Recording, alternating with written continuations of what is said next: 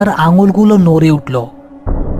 মতি স্পষ্ট দেখতে পেল লাশটার চোখ দুটো অল্প অল্প করে খুলছে। সেই চোখে কোনো মনি নেই, শুধু ধবধবে সাদা। মতি চিৎকার করতে গিয়েও পারল না, তার গলা দিয়ে কোনো আওয়াজ বের হচ্ছে না। লাশটা ধীরে ধীরে উঠে বসার চেষ্টা করছে। ওদিকে শাহাবুদ্দিন আর হান্নান মিয়া কবর খুঁড়ে প্রস্তুত। কবরের চার কোণায় 4টি লোহার পেরেক পুঁতে দিয়েছে হান্নান মিয়া এবং চারপাশের লবণ পানি ছিটিয়ে দিয়েছে। মতি লাশটার দিকে ভয়ার্ত দৃষ্টিতে তাকিয়ে আছে।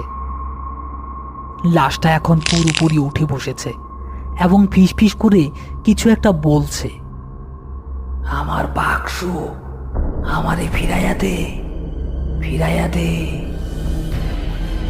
হান্নান ভাই, এখন কি করবো? ভয় পাইলে চলবো না, সাহস রাখো বুকে।